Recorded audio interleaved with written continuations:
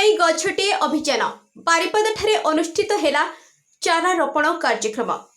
ମା ଭଳି ବୃକ୍ଷ ମଧ୍ୟ ଆମ ଜୀବନର ଏକ ଅବିଚ୍ଛେଦ୍ୟ ଅଙ୍ଗ।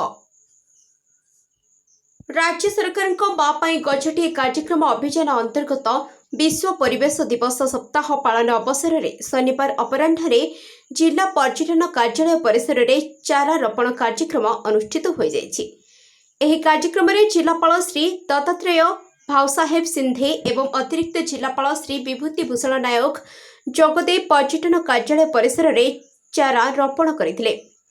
एही अवसर में जिलापाल श्री सिंधे एहा कहिथिले जेपरि आम माँ जीवन प्रमुख अंशविशेष सेहि भली वृक्ष मध्य, एणु वृक्ष बंची रहिले विश्व दृष्टि रहिबो एवं प्रकृतिर सुरक्षा आमर दायित्व। एही कार्यक्रम को व्यापक करिबा निमंते जिला प्रशासन सहित बारिपदा सत्यसाई सेवा संगठन जोड़ी होई एही अभियान को सफल करिबा पई मध्य वृक्षरोपण करथिले।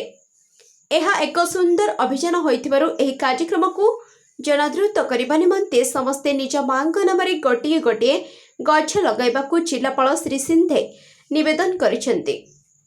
जिला पर्यटन कार्यालय पक्षरु आयोजित एही कार्यक्रम में जिलापाल और अतिरिक्त जिलापाल समेत उद्यान कृषि विभाग उपनिर्देशक श्री टंकधर कालो, जिला सूचना और लोक संपर्क अधिकारी श्री अविनाश पाणी, जिला पर्यटन अधिकारी श्रीमती सत्यभामा बेहेरा, जिला क्रीड़ा अधिकारी श्री अवनी मोहन महांती, जिला शिशु सुरक्षा अधिकारी श्रीमती ममतामयी विश्वाल, सत्यसाई सेवा संगठन सभापति श्री विश्वरंजन साहू, संयोजक मानस रंजन महापात्र, विद्यालय प्रधान शिक्षक श्री गिरिजा शंकर महांती प्रमुख चारा रोपण करथिले।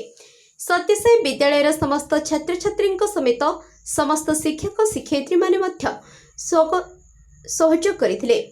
सूचना योग्य विश्व परिवेश दिवस अवसर में माननीय प्रधानमंत्री एक पेड़ माँ के नाम माँ पई गछटी कार्यक्रम शुभारंभ करथिले। राज्य में एही कार्यक्रम को आगे नेबा पई उप मुख्यमंत्री श्रीमती प्रभाती परिडा आह्वान जणाइथिले। बारिपदारु Debasmita Choudhury report the news today.